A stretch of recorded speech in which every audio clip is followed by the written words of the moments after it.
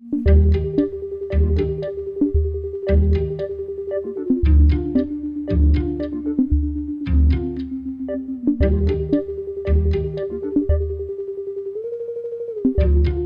a more global context, the challenges that are experienced by women farmers are massive, but I think it ties in closely with women's struggles and isn't really a thing that's limited to farming. So I feel like it's a dangerous thing to start to, on a global scale, when talking about women's empowerment or women's struggles, to start to kind of encapsulate it within this framework of agroecology, because agroecology is like this small part which perhaps could be part of a vehicle for social change in this way, but it isn't the whole solution. If it's a strategy that can bring about mechanisms which allow people to have more autonomy over their own processes, have more direct involvement in their own democracies or organizing systems, then agroecology can be a key part of the vehicle for this change. But a lot of the challenges are much deeper in cultural context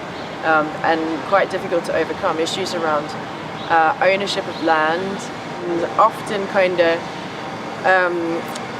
so as the neoliberal paradigm steps into different places and the issues of land rights start to be explored, then you start to end up with these difficulties where there's a kind of set of cultural land rights which have been traditionally men and dominated by men.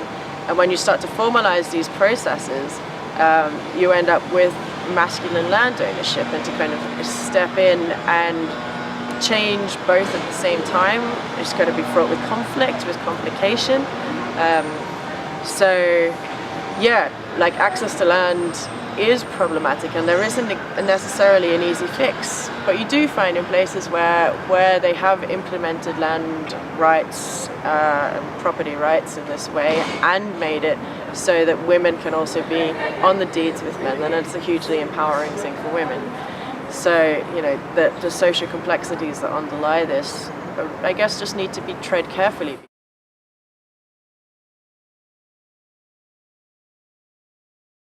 I find it interesting how Via Campesina work with this. So in part, they do have these rules on gender parity. So for every event, for every conference, for every time there's representation, we ask for gender parity. It's hard to do because still, in a lot of places, the men are the first to step up and accept these roles.